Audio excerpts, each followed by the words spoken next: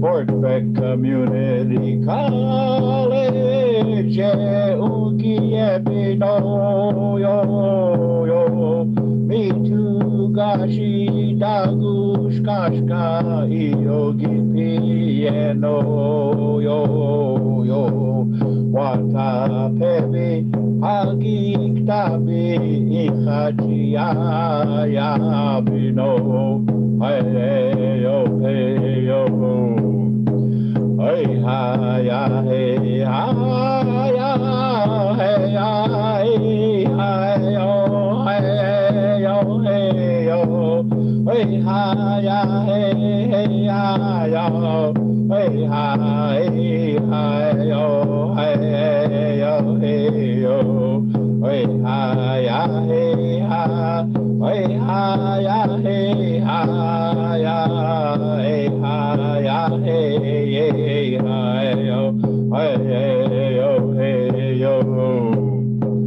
Fort Beck Community College, Ukiebino, yo, yo, me too, gashi, dagush, kashka, yogi, piano, yo, yo, wata, pevi, hagik, tabi, ichachia, ya, bino, hey, yo, hey, yo.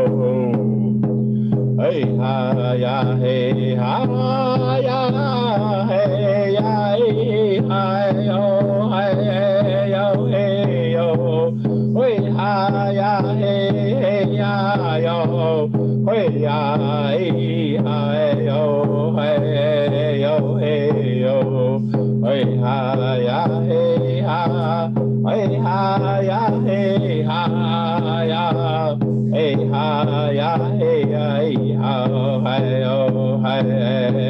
hey yo Fort Beck Community College, Ukiebino, yo, yo, me too, gashi, dagush, kashka, yogi, piano, yo, yo, wata, pevi, hagik, tabi, ichachia, ya, bino, hey, yo, hey, yo.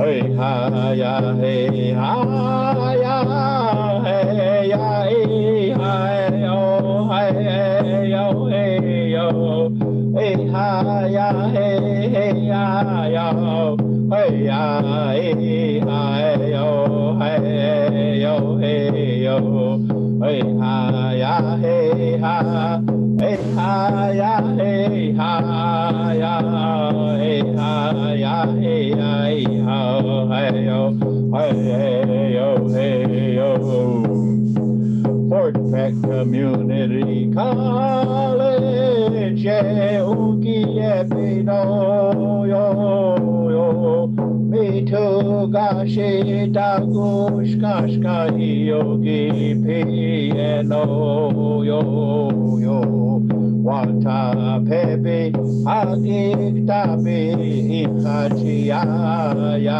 bino, hey, yo. Mitakupi, Yushkewa Chiankampi, Chantewastea, Johanna Pechus Apto, Ke Elijah Hopkins Demie, Wanawa, Chinja Wakpa, Unspe, Unkantuya, Techia, Diana Hipido, Mitakupi. Hello, everyone, and again, welcome to our guest speaker series. Again, we have Miss Tui, Jonny Bearcub Stiffarm, joining us for a discussion on Monday here, May 17th. On cultural gender roles and responsibilities. So again, I thank you, Ms. Bearcub Stiffarm, for joining us today. We've had the past 2-3 weeks now, some very interesting discussions. You bring a wealth of knowledge and context into some of these discussions. And so it's been some really good feedback I've gotten the past few weeks. So we really appreciate you again, you joining us. And so I'm really interested to what you have to say. A lot of our community members and our students, they might lack some of the elders that maybe have some cultural knowledge regarding some of these things, and then really how to integrate into modern times. I really liked your discussion a few weeks ago when you're talking about creating their own ceremonies, dealing with grief, and so with cultural responsibilities and whatnot. I think there's we have to take these traditional roles and how do we modernize some of them. And so really interested to see what some of your thoughts on this are. So if you could kind of share with us what you think about that, that would be fantastic. So again, thank you, Pinama. Thank you. I hope that this discussion, I hope we get a lot of interaction from our audience and a lot of questions and some insights from what they think. When you talk about gender roles in our world, well, in the world I grew up in, there were 3 genders. You have your two-spirited gender, and a two-spirited person could either lean more toward the male or more toward the female, but they were both within one body. You also have your females and you have your males. And in the past and long ago, before pre-contact, all of those roles that those different genders met were really heavily dependent upon the survival of the camp and the community. So males, most of the males had to provide the protection. They went out and they hunted. Females also hunted, but the majority of the hunting was done by the males. So, and the females, they pretty much took care of the community and the family and made sure that if they were more toward the female, they leaned heavily toward the arts. They leaned heavily toward helping take care of children and really assisted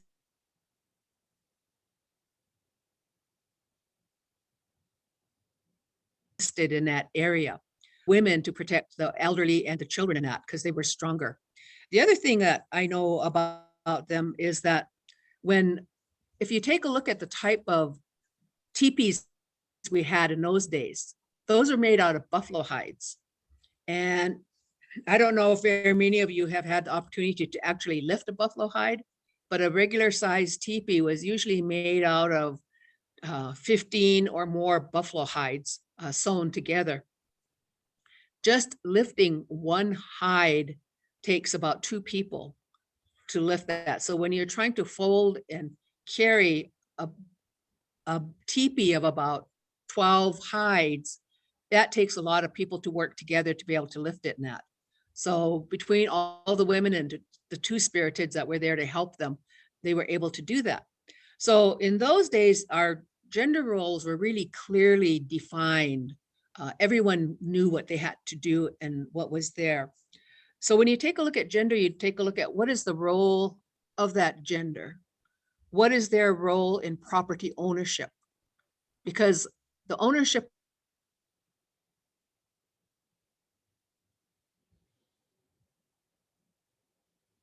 of property is in ceremony. And where does that, what role do you have in ceremony and what do you do? When you take a look at ceremony, you take a look at ownership of songs, you take a look at ownership of stories, you take a look at ownership of a variety of things. And so that was critically important, was who had the right and who had the ownership of a certain thing. And then when you take a look at marriage and courtship, gender roles really played an important part in that. But today, when you take a look at gender, it's really different. One of the interesting things that I see is the influence of Christianity. When prior to pre-contact, we had our own religions and our own ways and that. And if we married into another tribe or another tribe married into ours, they usually adopt the ways of that tribe that they married into and they moved to. And that was pretty good. But today you have a lot of things that you have to balance. And so I think our gender roles today are not quite clear the way they were. And for instance, among the males' responsibility long ago was to go and flirt with the girl, and they would never talk to her. They would look at her, smile, play their flute, do antics in front of her to try to show that they were the strongest or they were the best, but they never spoke to her. And they'd have one of their cousins, go talk to her, one of their female cousins would go talk to her and stuff like that. They would eventually, go to the family and ask the family if they could do and talk with her when she has chaperones around her and begin to know her. And then eventually they would come and they would offer her family a payment price to be able to marry her. That doesn't happen anymore. With public schools and our children intermingling from Head Start all the way up until they graduate, they all talk to each other. So everyone knows one another. So that type of gender role for a young male doesn't work anymore. That doesn't fit the model. I rarely ever run into any American Indian families anymore where the young man will bring a dowry or bring something to gift to the girl's parents, for the right to have the right to marry her. You don't see that anymore. That's not done. So the role in courtship has dramatically changed, and it goes for the same with the two-spirited. The two-spirited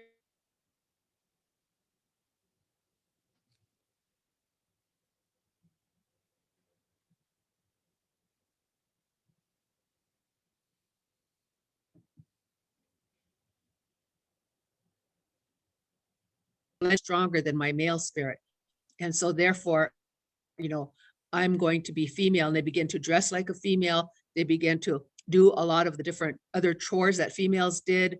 The community pretty much knew them and they highly respected them, because in those days, two-spirited people were considered to be holy people. If you were a family that had a two-spirited within your family, you were a very blessed family. You were a very lucky family. And two-spiriteds took the position of being able to provide strength, care, extra helpmate. They were there to be everything that they could possibly be to strengthen that family unit. And they were also there to be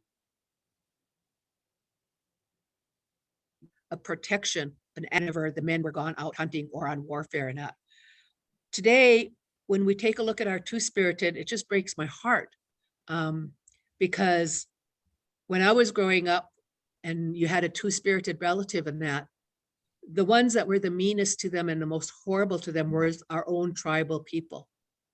Our own tribal people did not respect and give those two-spirited person the honor and the caring that they should have received. And a reason for that is because many of our tribal people have left their traditional tribal religions and they have embraced Christianity, which looks upon two-spirited people as an abomination, and that they should not be tolerated and they should not exist. And so we have really lost a great treasure by not recognizing and hanging close to how we should treat a two-spirited person, because they are really to be the helpmate and one of the strong pillars within the tribal society to help make it more stable, but they're no longer there. So today, when you look around, you ask yourself, if I'm two-spirited, what is my role in my family? Will my family members embrace me and will they care for me? Do I dare come out? Or is my family so Christianized that they would consider me to be a part of the devil? Would they consider me to be evil? Would they toss me out of the family and throw me away? So many of our young people who are two-spirited, have great fear, and because they never know where they fit within our society. And our tribes, we as tribal people, even among those of our leadership and those of them who profess to revitalize our tribal religions, sometimes they inadvertently make fun of two-spiriteds or say, oh, that guy's a wink to ha ha ha, look at the way they're dressed, or look at they'll say that, and they don't realize that if you're truly going to be a religious leader or a helper or anything in our tribe, you have to understand and decide, what are the factors that you want to embrace. And for us, recognizing gender roles and what role they should play in our society today is a part of being human and being a kind human. They all deserve to be recognized. So, how does that work? We're still developing that, I think, in different tribes. You have two-spirited societies, they're redefining their role in their communities where they're strong. And that's a work in progress. So I really can't talk about where that person would fit in the society. I had a son who was two-spirited, and we knew when he was a little boy that he was. And so we told him, these are the things you have to do. You have to help take care of the babies. You have to help, do all this and that. You have to help with the home. You have to, and he learned how to do that really well. So, he was really a great helpmate, and we embraced him within our family because, we were raised that way, to embrace that person. When you take so courtship has really changed, marriage, when you take a look at marriage the way it was long ago, and you take a look at property, because marriage a marriage contract is essentially a property contract. Began to gather stuff together as a young couple. Pretty soon, you lived with the wife's family for a while, and eventually you got enough hides to create your own teepee. So you got your own home. You began to get property into your own home. So who really owned all of that? Well, the woman owned it. The female owned that. The property belonged to the women. The lodge was the woman's, and the woman probably had a couple horses. The woman probably had her bow and arrows, and her spears, because she could hunt. She could do almost all of that. But once the children came, then her whole focus was toward taking care of the babies. And then her husband had to go out more. But when she was first married, chances are really good, both her and her husband went together to go hunting and that. So they did a lot of stuff together. But the ownership of the home belonged to her. That was hers. Today, when you take a look at all of the HUD houses that are out here, you take a look at some of the homes that our tribal members are buying. If you look at the home contract and the names on the mortgage, is the name on the mortgage just under one? Is it under the female or is it under the male? The names on the mortgage, in a two-spirited couple, is it under both of their names, or is it under only one, the one that's the most, let's say, for instance, in a woman and a man and a two-spirited, they all have their marriages and their work. But sometimes, because these credit unions are so strict, and because when you get financed, they look at your income. So, whose name is actually going to go on that mortgage? Is it the one who makes the most money? Is it both of you combined? Or is, how are you going to do that? So the ownership of property today has really changed. So when you look at homes, that's different there. But one of the interesting things about ownership is, long ago, we had different people who owned different songs. Like, for instance, when I was named, I got my name from my uncle Jerome Four-Star when I was about eight years old. And when he gave me my name, he also gave me a song. He made a song for me, and he gave me a song, and he said, "This is your song. This song belongs to you. And when special things happen in that, and they need to honor you, this is the song they should sing for you." And that song was given to me. So he made it, but he gave it to me. I had ownership of that song. Long ago, when my grandpa Harvey and them we'd go to Medicine Lodge, and that certain songs would come, and they would sit there, and when they would talk, and they say, "This song belongs to so-and-so, and he has given us permission to sing this song at our lodge." But they would always recognize the owner of that song would be recognized and given that. But what happens when disease and that hits the family and it wipes out those of them who have the ownership? Does the ownership of songs revert to the eldest son? Do they revert to a brother? Do they revert to the family? I have heard so many different ways that people have taken ownership of songs. That is very different than it used to be long ago. I think that it is really interesting to see how that develops as we go into the future, because many of the songs that we do sing are fairly old, but we do have new songs that are being developed, especially among the powwow circuit. You have really great young song song makers there, and they make songs, and they share it out there. People used to come and give come to a drum with tobacco and gifts and say, I really like that song. Our drum group would like to sing that, and we'd like to record it and learn that song and sing that, but we want to pay you. We will pay you to have the right to sing your song. Who do we give our payment to? We'll feed you and we'll pay you for that if you let us have the right to sing that song. I used to do that long ago when I was a kid, whenever we'd go to Fort Belknap or Rocky Boy or any place like that, that's what they used to do. And that's how a drum group gathered their repertoire of songs. I don't see that anymore. Nobody seems to go and ask for permission anymore to use a song. We have a song that my grandfather, Harvey Bearcub, made with the help of Andrew Forstar and my uncle Buster Jerome Forstar. They helped him make a song for my grandmother, Mary Nellie Struck the Ground Bearcub. And it was a beautiful song that he made, and he sang at her memorial for her. It's a wonderful song. Years later, me and my aunt Viola Wood, went to a funeral, and we heard I heard my grandma's song, and that's her mother. And she said, listen, they're singing my mother's song. That drum group has that song. And so later on, I went over there and I asked them where they found that song, who gave them that song. They said they had gotten that song, and it was given to them by a person in South Dakota who had the song. And it was really interesting because I thought, how can that person in South Dakota have the same words that my grandfather and them made? And we had a recording of my grandfather singing that song at my grandmother's memorial, and they made that song. My grandpa Harvey Bearcub, Andrew Forstar, and Jerome Forstar were the ones who created that song. But yet that song came back to our reservation from somewhere else. So someone heard that song and remembered it and took it with them and sang it elsewhere, and pretty soon other people began to have it. Now you hear that song quite frequently at funerals and that, and we just say, well, it was meant to be, shared, and the people really need it. So that's why it went there.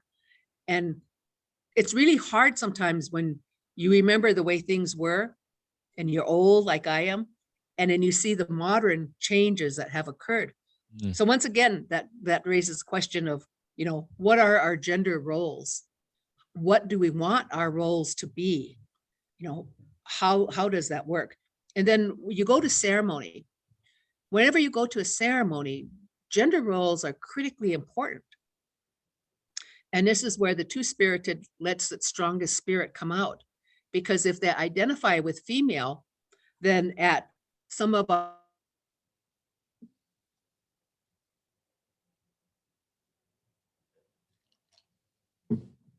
ceremonies, like at our 4-day on a certain side. And so they separate, and they each sit on each other's side the way they're supposed to. And that's when the ceremonies and that began. So there's a separation of those two genders, the male and the female. And in ceremony, who does the cooking of certain types of foods? Sometimes males have to do the cooking and the serving of certain types of foods. Sometimes the females do the cooking, but they do not serve, unless they're having a feast within their own societies. And we no longer have real strong societies, at least within my tribe, as we did long ago.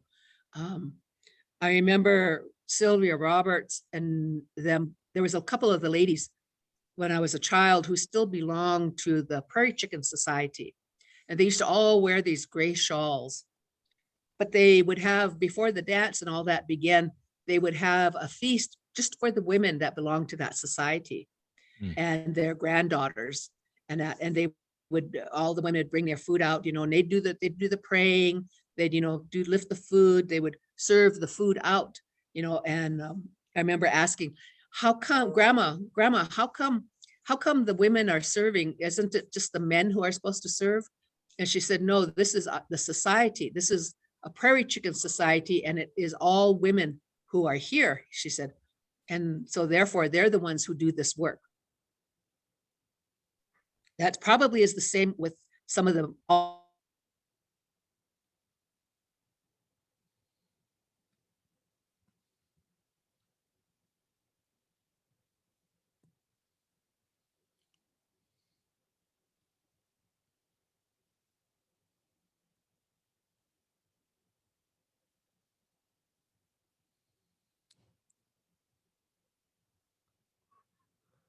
Looks like we're having a little bit of technical difficulties. Yeah,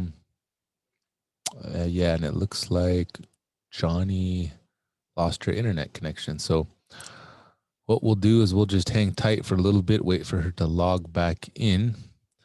I guess this might be a good time for any of our students that are on the webinar. If you could just think of some questions for her. Right before we got started, she was adamant that maybe we could have some questions lined up and then we could be a little bit more engaged. I think she's definitely looking for that. So if you could just put those in the chat when you're ready. I know I got a couple on standby. So then on Facebook, if any of you are joining us out there, if you have any questions regarding the topic, just put them in the comment section. And I'll do my best to look at them live and pose the questions to Johnny here so we can address them. So yeah, you're back. Can you hear me? Yeah, I'm back. Okay, good. Okay. So do we have any questions? Becky, Doreen, Nicholas, Randy, any of you have any questions? Feel free to put them right in the chat box. Because if not, I do have one question. I know a few other students have interjected a while back in other podcasts we've done. What would you recommend for young or old, anybody, community members that want to revive some of these societies that had gender responsibilities? Is that something that you've seen in your lifetime? Like I don't know if I like necessarily using the term revitalize, but bringing back some of these older societies. What do you recommend? Well, we did that when I was a young mother. It was hard to find people that knew how to make different regalia to dance with. And so what we did is I met with several of the elderly ladies. I met with Eva Freeman, Elmira Jackson. I took them gifts and I asked them, I'm bringing you a gift. I and several other young women want to learn how to do different things. We want to learn how to do these crafts. We want to learn the stories that went with them. We want to learn how to do all of these things that you could possibly teach us. And we'll create what we call the Traditional Indian Women's Society. But we have certain rules. One of the rules that we had in our society is the minute you walk in that door, you're a sister to all the other women that are there. You are a mother to all of the young girls that are there. If you are fighting with another member in the society, you either don't come, or when you come in that door, you leave it outside. And we met at different houses, and if it was a cooking class, then everyone brought ingredients, but then we'd cook for ourselves and that. We created this Traditional Indian Women's Society, and it had all ages of women in it, and we had our young daughters and our young granddaughters that come to this meeting. We taught how to make jingle dresses, how to make old style ribbon skirts like they wore long ago. We learned how to make doll clothing, and we used a bunch of little Cabbage Patch dolls. We entered our crafts into different places to raise money, and then we funded ourselves to go to Regina for their powwow, the Saskatchewan Indian Federated College powwow. We paid for our rooms and our meals and our gas. But we had a really strong society, and we met once a month, and we learned how to make wapeshas. from Elmira Jackson. She taught how to make star quilts. She taught how to take, at that time, you used to be able to eat gophers, taught how you could snare gophers, make a grass rope and a snare, and snare the gophers, singe them, gut them out, wash them out, throw them in the oven, a bunch of them in a tray, you know, and put them in the oven and cook them. A whole bunch of different things. So how do you make pemmican? How do you do all of this? So we really learned a lot, and it provided a lot of camaraderie. But you have to have a strong leader. And I was young, and I was the focus. I was the leader. So I would keep in contact with everybody, let them know when the meetings were, whose home we were going to go to, you know, what that home, the person who owned the home, the lady of that home would decide what they were going to teach us. We were either going to continue on a project we started last time, or we were going to start a new project. And this is what they decided we would learn. And we did that. And then I went to law school. So they had a wonderful party for me, and away I went. And I was gone for 3 academic years of law school. And then I came back, and our traditional society had fizzled apart because there was no strong, steady leader to remind everybody of what to do. So I think that when you start a society and you take a look at what is the role of that society, what is it that you want your society to do? For us, it was all crafts. We wanted to learn crafts, and we wanted to learn cooking. Those were the two things that we decided we wanted to learn to do. We didn't talk politics. We would not allow anyone to talk about politics. We never talked about religion. We didn't deal with any of that. And so that's how we created our society. I think there's a role for a lot of societies.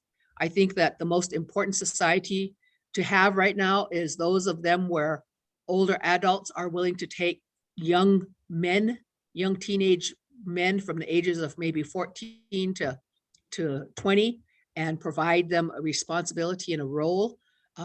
Take them out, teach them how to hunt, teach them how to skin, teach them how to partition the food, teach them how to take it over to an elder who may eat it and use it, you know, take it to them to teach them how to do something. Teach them how to use a gun and clean and care for a gun properly. A lot of our young men don't have that. You know, they're just wandering around. They're not bad kids. They just don't have anything to do. There's just no focus for them.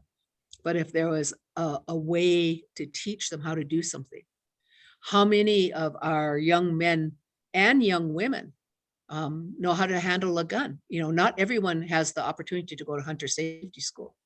So that's a society I think is critically important. You know, all of these there's just so many opportunities to create a society, but you have to have a strong core leadership to provide that guidance for that society. And then I see we had a question. Yeah, another question is, just so everyone else can hear it online, how did the pre-contact societies deal with the gender roles for when husbands died or were abusive for the women, or if the moms died and dads were left with the kids? Okay, I don't know what other tribes did, and I'm not really sure what our tribe did, but based upon my research, because I did a lot of research when I was younger, based upon the research that I did at Newberry Library and other places, my understanding is that if the husband was wealthy enough to be able to have one wife, and he was also wealthy enough to be able to afford a second wife, chances are really good he married the sister of the first wife, and they helped to raise the children, and they helped to do all that. So if his wife should happen to die, then her sister is already there in the family home, and the children also know her as mother. They have two mothers, because in our clan system, all of your mother's sisters are also your mothers. So you're never without a mother, as long as your mother had sisters. And same thing if the husband died, all of your father's brothers are considered your fathers. And so everybody would step in to help take care of those children, and you were never really an orphan. And everyone, you know, people would take care of you and help you until you remarried. So you just never were without. that support system. That's the way my clan and them worked. The problem that occurred was with Christianity. When they came over, they did not look too kindly on a man having more than one wife. And, they really caused a lot of families to break up and fall apart, and how are you able to take care of your family if you can no longer hunt, if you can no longer do anything, and the wives have to take care of their children and try to hold their homes together. Everything was disrupted. But prior to that, based upon our kinship system, and that children always had a father and children always had a mother, unless their fathers and mothers did not have any siblings. Okay, and then they had uncles and aunties. There's another, because you would always adopt you. There's another question. It's kind of similar to what you're talking about right now. It says, traditionally, were the men able to take over any of the responsibilities / roles in the event of a spouse's absence, or was it taken on by family members? So,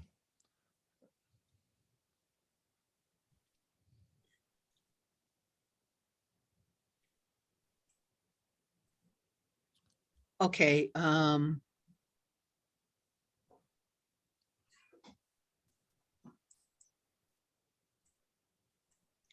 I am losing everybody. okay, can you hear me, Johnny? I can hear you now. Okay. Well, we can see you good. We can see you good. So if you could still hear me, there was another question that says, traditionally, were the men able to take over any of the responsibilities / roles in the event of a spouse's absence, or was it taken on by family members? I really don't know. I would assume that he would, but I don't really know. I know that a lot of family members in today's society, a lot of family members step in to take responsibility. But if there was just the husband and the wife left, or say the wife either died or she was too ill to take care of the family, or say she had left the home and left him with the children in pre-contact, chances are really good that he would keep the children and take care of them, but he would also need the assistance of the rest of the camp, the rest of the individuals that were in that surrounding area, whether they were his cousins or his mother or his aunts, or someone would have to step in and help him. Or he'd go to the Two-Spirited Society and ask them for help to help take care of those children, because he would also have to continue to hunt and everything. If the wife ran away and just left her home and everything there, that's not his home. That home belongs to the wife. But if she left and everything, then you would assume that it would become the children's home for him to take care of. And I really don't know how they would do that, but that's just my assumption. It doesn't necessarily talk about that when you do the research in the old, in books of those who have studied us. You don't really see too much when they talk about that. But I do know that if men were abusive of their wives, that was not tolerated. So if a man was continually abusive to his wife, his male relatives would take him aside and talk to him and tell him to stop that. And if he continued to do so, then they would take him out and they would whip him and make him stop. If he continued to do that, then, and was really abusive and very strong in that, chances are that a woman's society and then would figure out some way of taking him away and doing away with him, just wiping him out, so that that woman and her children do not suffer anymore. If a woman was unfaithful to her husband, or she, there were a variety of different things, there was a way of punishing her, and that was through physical deformity. They would cut off her nose so that everybody knew that she was an unfaithful wife. They would notch their ears or whatever. And that there's different physical signs that they did to men and women that would tell, that this person is a perpetuator of this type of behavior. And so they would take care of that way. And that happened in a variety of different tribes, is how that would happen.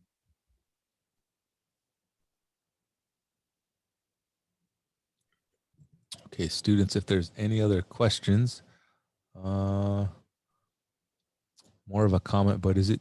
I think one of the, oh, go ahead. I was going to say, Becky put another comment. She says, more of a comment, but is it too bad that we have too much reliance on individualism and, quote, pull themselves up by their bootstraps, unquote, in society currently? I would say so. I would say yes.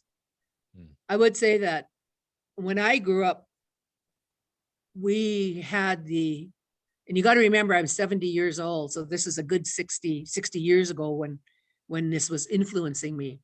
We had a responsibility to our relatives. We had a responsibility if we outgrew clothing and it was still really good. We went and we provided it to, one of our relatives who were less fortunate. Long ago, we did not have big families.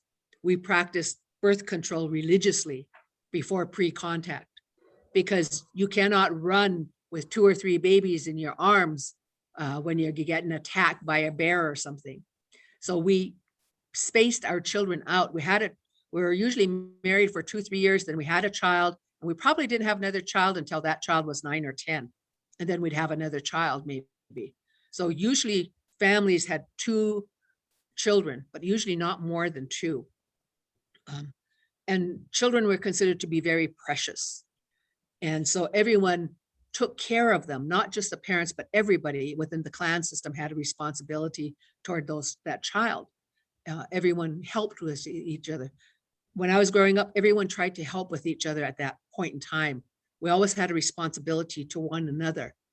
I know today a lot of people don't see when someone is in need or someone needs help, or someone is in need and need help, and someone comes to try to help them. They get angry and they get mad because they say, well, we're not that poor, or, we don't need your help.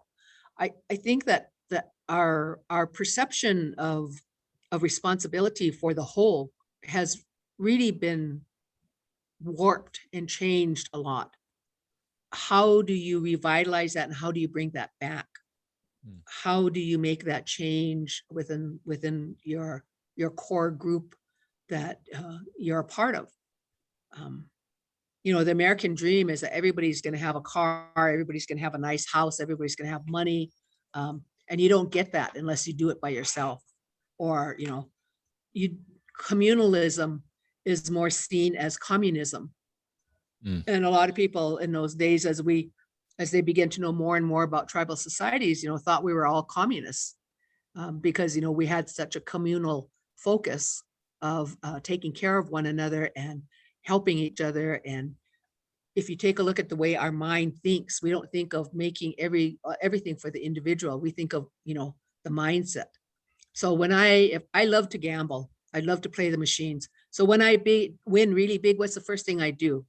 I call up all of my sisters and I tell my sister Della, bring all the grandkids, I'm taking everybody out to dinner tonight. We're all going to meet at the Sherman, get a couple of the big round tables. We spread the wealth. Instead of taking my money and putting it in a bank and putting it in a bank account to earn interest, I take it and I spread it out among all of the families. We all spend it together, because it's here and it's gone in no time. But that's the way we were raised. When we have our memorials for our family members who have died, all year long we gather things to give away.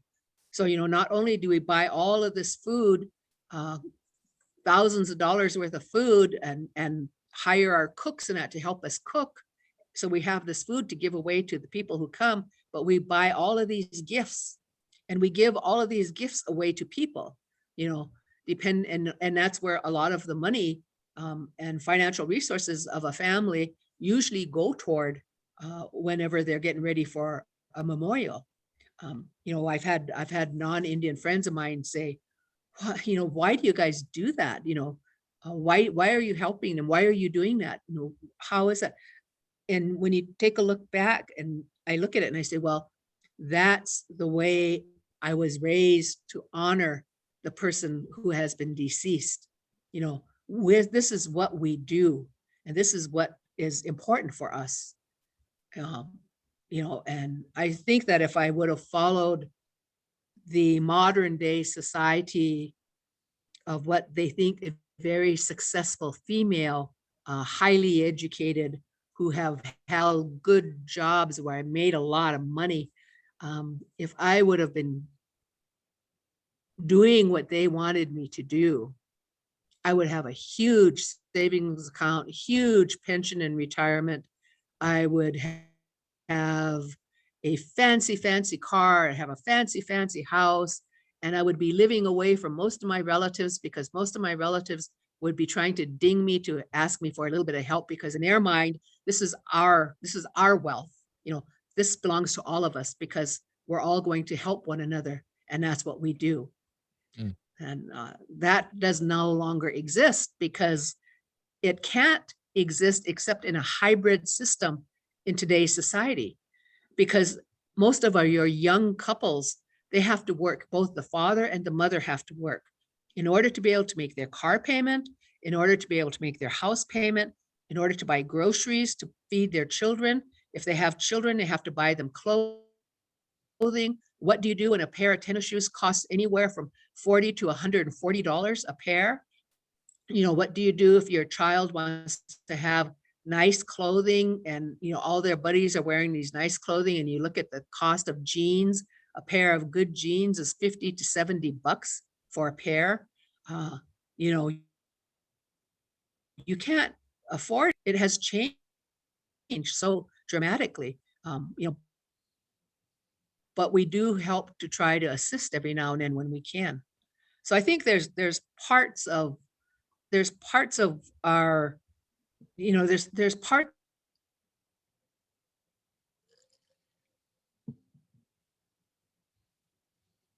of our culture, some of our male, female, and two-spirited roles in our society. We're going to have to really, really work hard on identifying what we want those roles to be and how they fit in today's society. You know, how do they fit in our society? How do we get them to be respected once again? How do we get the male role to be respected by the women and by others within our traditional societies? What do we mean when we say traditional society in this modern day sense? You know, how do we go about identifying where that person fits? Because if we don't identify where they fit, then we leave them to try to figure out how to do that themselves. And maybe they may never, ever quite fit, you know. So when we talk about the revitalization of our tribal religions, revitalization of our ceremonies, and revitalization of our culture, we also have to talk about the revitalization of our gender roles. And we have to work hard on trying to define them. This is what they meant in those days. Well, that doesn't work today. You know, we're not hunters and gatherers anymore, roaming the prairie like we used to. We have to go to work in an office. We work in a trade. You know, we work in 8 to 12-hour shift. We do all of this stuff. But when we come home, how do we begin to play those roles out? The majority of us follow what the dominant society is, you know, and that doesn't quite fit for those of us who are old guys who still want to try to fit in the old way. So we have to kind of find a balance somewhere. Uh-huh. Another question I see from Nicholas says, was there anything similar to divorce? Or what does that look like to you, that divorce? Oh, yeah. Divorce was very real in pre-contact. If you had a husband who wasn't a good provider, or you guys just didn't get along, you were always arguing, or something was wrong, and the wife got upset, remember, she owns that lodge. She would gather all of his clothing and take it and toss it outside. And she would toss it. I think she tossed it to the right. She would toss it off outside to the right and throw it all out there and leave it out there and close the door to her lodge. And people would walk by and they would know immediately that she had thrown away her husband, and she was no longer married to him, and he was divorced. How a husband divorced a wife, that's harder. If I understand from my research, that usually a husband could only divorce a wife under really dire circumstances. That would be where a wife was very adulterous and she ran around with numerous men in the camp, and you can't have that because that causes dissension, that causes jealousy, that causes fights. And when you have small tioshpai, small camps, you cannot afford to have that disrupt that, because it throws everything off. And so if she continued to do that, they would cut her nose off and she would be assigned separately to a small camp separately. They would not just toss her away. They would still keep her there because maybe she had other skills. Maybe she really knew how to tan hides, or she had other types of skills that she could keep there. And then people were told to stay, the men folk were told to stay away from her no matter what. So it was harder to divorce a woman than it was to divorce a man in those days. Mm-hmm. Okay. Any other questions? Let me check on Facebook real quick. But one question that I had, I'd be interested to see what you have to say, would be, since you brought that up, kind of off topic, but even the idea of banishment, tribal banishment. Like, I know there's the modern context, but long ago, it seemed like it was more or less for the protection of the people. Someone was so dangerous that it caused such. Well, for instance, being a pedophile was not accepted. If someone was found to be a pedophile and preying upon the children, then the menfolk would capture him. All the women would come. The menfolk would stake him out and leave him there. All the women would come with their knives, and they would attack that man, and they would chop him up to many, many pieces and toss him away to all the animals. That's how they took care of pedophiles in those days. If you were a wife beater and that, or if you were someone who beat your children and that was acceptable, and you were warned and you were whipped, all of these things to make you stop, but you still would not stop. You would not listen and you would not stop. Then it would come to the point where your disruption of and harm to your family was causing huge disruption within the entire camp. And so you could be taken and you could be banished, and sent away from the camp. And even if you stayed and you walked around the camp, nobody would look at you, or if they looked at you, they did not see you. They did not see you, they did not hear you, and so eventually you would leave, because nobody would recognize you or see you or talk to you or do anything.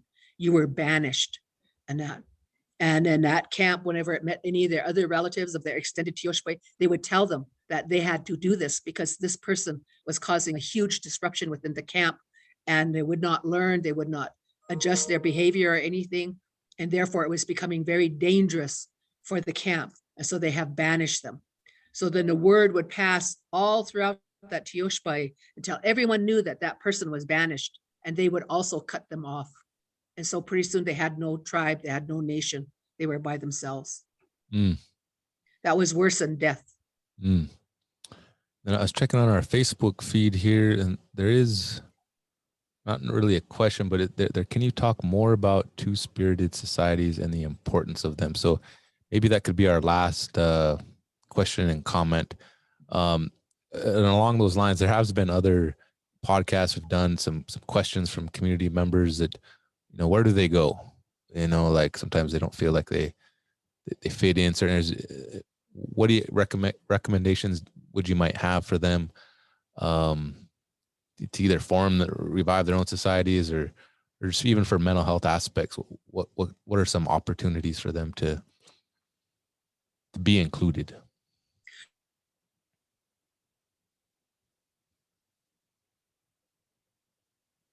We have a ceremony.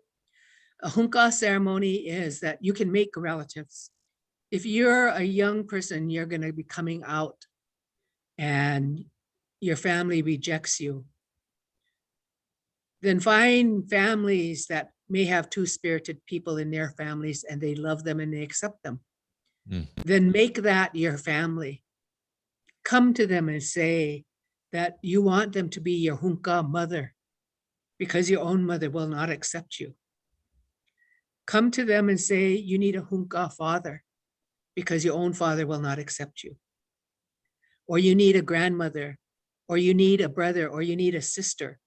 You know, being two-spirited doesn't mean that just because you're around them, you're going to get infected and you're going to become what someone once said to my son. You know, we don't want to be around you because, you know, we might get infected. We might get infected and we might become queer too, you know, and that's not true. It's all in the genetics. It's how you are born. You're born that way, you know, and you cannot help yourself. If you want to be true to your spirit and yourself, you accept who you are and you relish and savor that uniqueness that is you.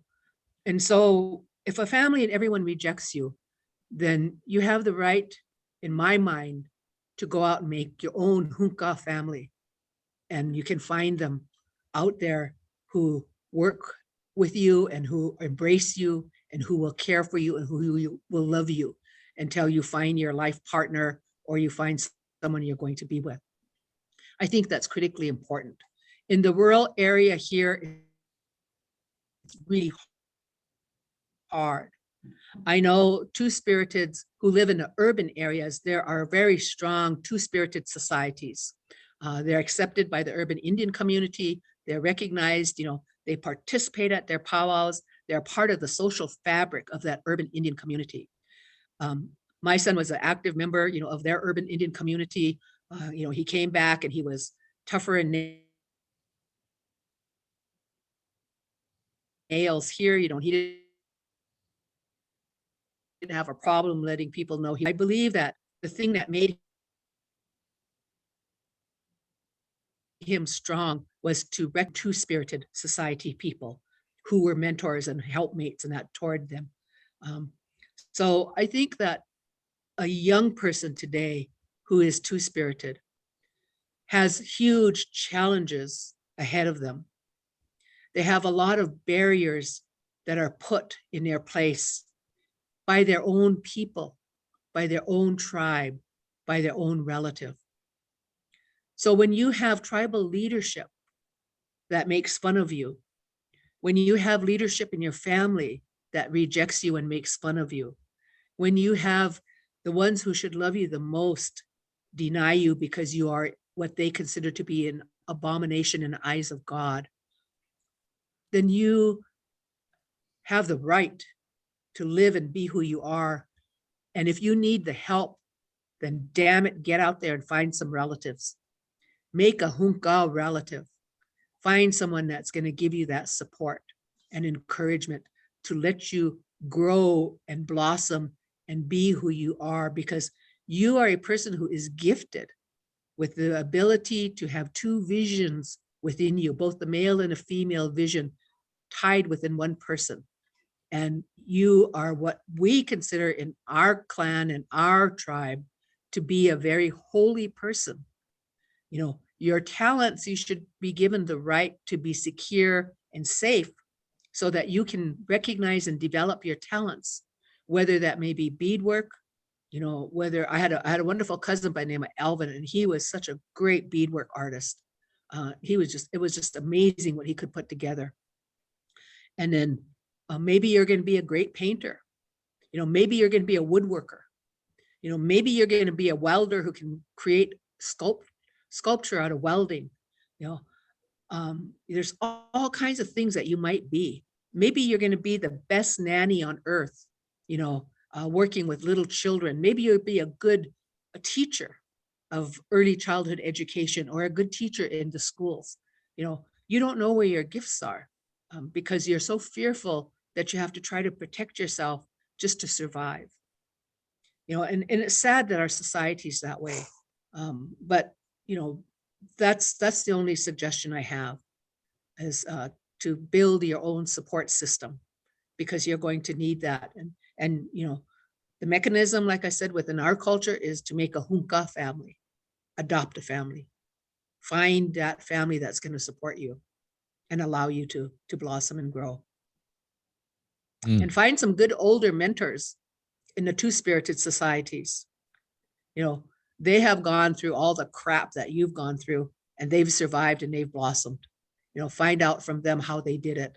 You know, did they do it through the prayer? Did they do it through ceremony? You know, what was the anchor that kept their foundation secure so that they survived all the hell that they had to go through in order to become the wonderful adults that they are. Pinamaya Tumi, Upida Chiche. Thank you again, Ms. Bearcub, for sharing with us, for contributing to our discussions on mental health and culture. It's really been a good experience, and hopefully our students and community members that are joining us can take something good away from us. So again, any of you that are on the webinar or on social media, Facebook, we do post some of this on our YouTube channel, Fort Peck Community College YouTube channel. So check there if you want to revisit this podcast here. We leave it up there. We have a series of other podcasts and other guest speakers that cover similar topics. So your feedback is important to us. Last week, I sent out a community survey called the Buffalo Chasers Leadership Feedback Survey.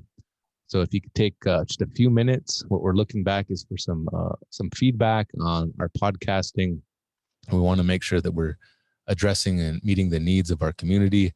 And hopefully we can use your feedback and create more interesting podcasts and keep the ball rolling. So with that, relatives, we'll doksta kewachia kapikte. Until next time, have a great day. I'm Petiwashte Yuhapo. Hey ha ya, hey ha ya, hey ya, hey yo, hey yo, hey yo. Hey ha ya, hey ya ya. Hey ya, hey yo, hey yo, hey yo. Hey ha ya, hey ya. Hey ha ya, hey ya. Hey ha ya, hey yo, hey yo, hey yo.